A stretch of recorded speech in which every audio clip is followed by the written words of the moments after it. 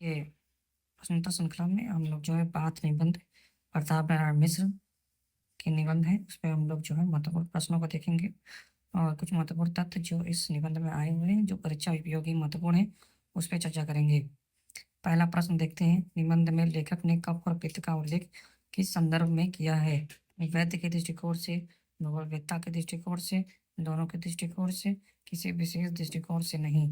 इसका उत्तर होगा दोनों के दृष्टिकोण से, यानी जो है वैद्य के दृष्टिकोण से, भूगोलवेत्ता के दृष्टिकोण से।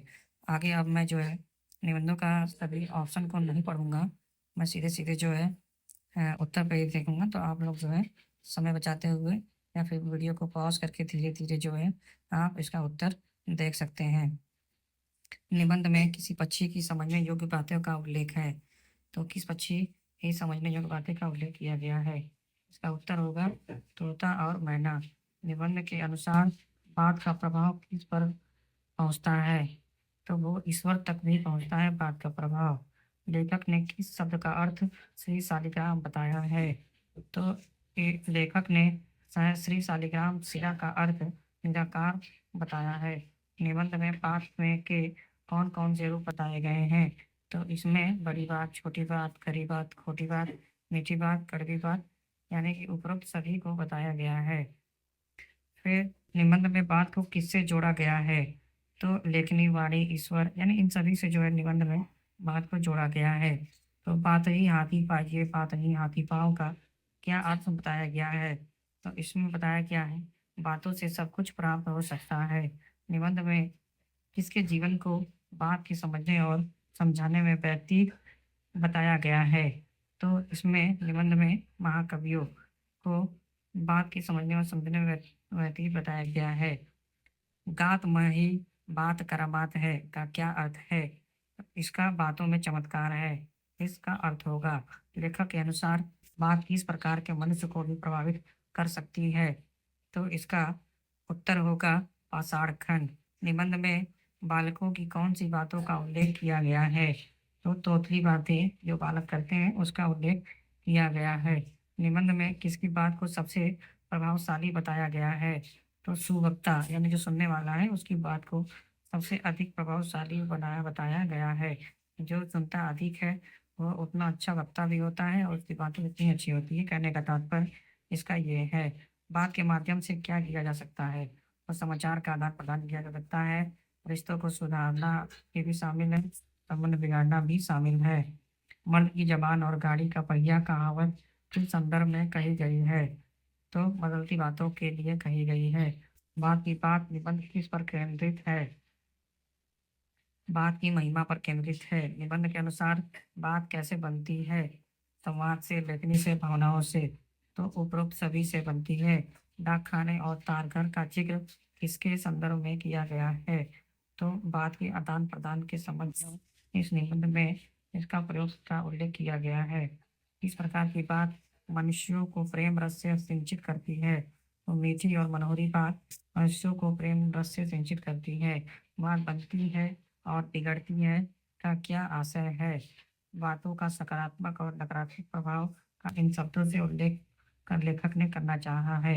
लेखक ने किसकी बात को पाषाण खंड के लिए अचूक बताया है? तो इसका होगा पुचकार। निबंध के अनुसार निराकार का वास्तविक अर्थ क्या है? तो इसका अर्थ शालिग्राम शिला निराकार का अर्थ बताया गया है। बात के प्रभाव से कौन सा गुण उत्पन्न हो सकता है? प्रीति, वैर, श्रद्धा। तो उपरोक्त सभी गुण उत्पन्न हो सकते हैं। जैसी बात करेंगे वैसा इसका प्रभाव देखने को मिलेगा। लेखक के अनुसार आज के लोग बात को कैसे लेते हैं? तो इसका उत्तर होगा हल्के रूप में। इस प्रकार की बात बात का बतंगड़ बन सकती है। तो बिना बात की बात जो होती है वो बात का बतंगड़ बन सकती है। निबंध के अनुसार बात के आधार पर कौन सी श्रेणियां बन सकती हैं? तो निबंध के आधार पर धर्म और अधर्म, अच्छे और बुरे, कुमार्गी और सुपथगामी, ये सभी श्रेणियां बन सकती हैं। निबंध में किस प्रकार की बात को बात का बतंगड़ कहा गया है? वही इसका अर्थ होगा व्यर्थ की बात, यानी बात बिना बात की बात को। लेखक ने किस प्रकार की बातों को आर्य कुल रत्नों की परंपरा के योग्य माना है? तो इसका उत्तर होगा सत्य और नीति की बातों को आर्य कुल रत्नों की परंपरा के योग्य माना है। लेखक ने वर्तमान समय के लोगों की बातों को किस दृष्टि से देखा है? तो आलोचना की दृष्टि से देखा है। निबंध में हाथी के दांत को किस संदर्भ में उपयोग किया गया है?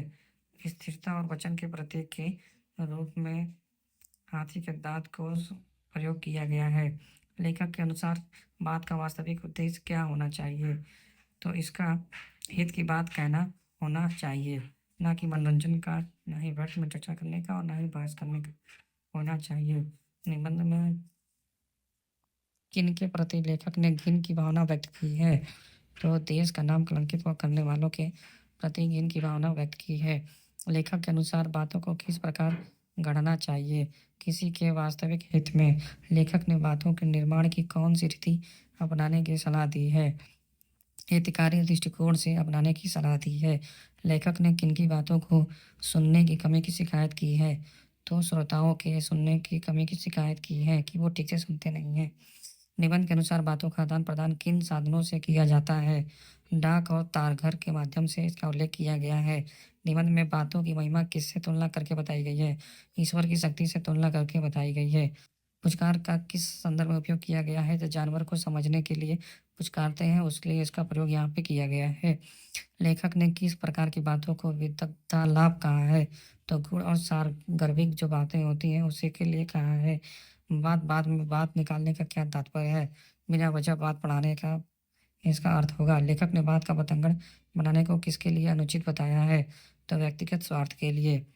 निबंध में अब देखते हैं हम लोग मुहावरे और लोकोक्तियाँ जो निबंध में प्रयोग किए गए हैं, और सीधे सीधे पूछा जा सकता है कि ये किस निबंध में है। तो बात का बतंगड़ बनाना, बात में बात निकालना, इसका अर्थ आप लोग यहाँ से सीधे सीधे देख के पढ़ सकते हैं। बात बनती है, बात बिगड़ती है। गात मही बात करमात है, यानी कि शरीर में बात का बड़ा महत्व है, इसका अर्थ हुआ। बातें ही हाथी पाए, बातें ही हाथी पाओ, यानी बातों से ही बड़े काम संभव होते हैं। मर्द की जबान और गाड़ी का पहिया, पुरुष का वचन और गाड़ी का पहिया निरंतर चलते रहते। बिना बात की बात, यानी बिना कारण की बात, बात का असर होना। हाथी के दांत की बात ही बात बताने से काम बनना, ठीक, यानी बातों से परिस्थितियाँ संभालना। कहने का शौर, यानी बोलने का तरीका या कला। बात कहने वाले की कमी होना, विचारों को सुनने वालों की कमी। कहने और करने में अंतर, वचन और कर्म में भेद। बात का असर ना होना, बातों का प्रभाव न पड़ना। इसके अलावा इसमें कुछ जो है काव्य वाला महत्वपूर्ण पंक्तियाँ हैं, वो भी पूछा जा सकता है ऑप्शन देकर कि किस निबंध में है। तो अपानी पादो जौनो गृहता, बिना बानी वक्त बड़ योगी। हम लंगड़े लूले ईश्वर को नहीं मान सकते, हमारा प्यारा तो कोटि, काम सुंदर श्याम वर्ण विशिष्ट है। गात मही बात करमाते हैं, तनति तन धाम धन धरनी, सत्य संत कहूँ तुन संबरनी। ये पूछा जा सकता है, तो ये ध्यान रखिएगा। प्राणन ते सुत अधिक है, सुत ते अधिक परान, ते दोनों दशरथ तजे, वचन न तीनों जान। मर्द की जबान और गाड़ी का पहिया चलता ही फिरता रहता है, क्या बने बात जहाँ बात ना बनाए ना बने। और फिर अन्य उदाहरण भी देख लेते हैं जो संदर्भ फिर में है। वेद ईश्वर का वचन है, कुरान शरीफ कलामुल्लाह है, Holi Bible word of God है ना। तो इनका भी प्रयोग किया गया है और पूछा जा सकता है कि किस निबंध में है। बात ही हाथी पाइए, बात ही हाथी पाँव, कुत्ते बिल्ली आदि को विशेष समझने नहीं होती, तो भी पुचकार के तू तू पू सी पूसी इत्यादि बातें करके दो कर दो तो भवार समझ के यथा सामर्थ्य स्नेह प्रदर्शन करने लगते हैं, यानी बात करने के